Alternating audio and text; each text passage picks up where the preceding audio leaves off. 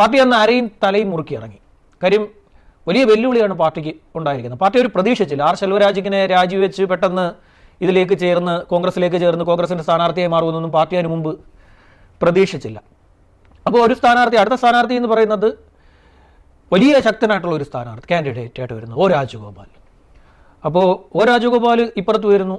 അപ്പോൾ പാർട്ടി ആകെ പ്രതിസന്ധിയിൽ അരയും തലയും മുറുക്കി നിൽക്കുകയാണ്. എങ്ങനെയും പാർട്ടിയെ വഞ്ചിച്ച നയവഞ്ചകൻ, പാർട്ടി വഞ്ചിച്ചയാൾക്ക് അയാളോട് വെല്ലുവിളി മറികടക്കണം എന്ന് പറയുന്ന ഘട്ടം.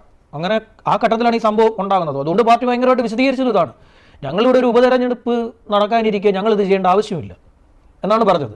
പാർട്ടിയുടെ വിശദീകരണം അതായിരുന്നു. ഞങ്ങളിത് ചെയ്യേണ്ട ആവശ്യമില്ല, ഇത് ഒരു ഉപതെരഞ്ഞെടുപ്പ് അത് ഏതെങ്കിലും രാഷ്ട്രീയ പാർട്ടി ഇത്രയും വലിയ മണ്ടത്തരം കാണിക്കുമോ?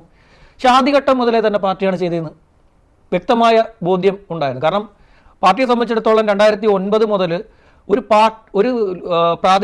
ചന്ദ്രശേഖരനെ സംബന്ധിച്ചിടത്തോളം അദ്ദേഹം ഒരു പ്രാദേശിക നേതാവായി വിലയിരുത്തപ്പെടേണ്ട ആളാണ്.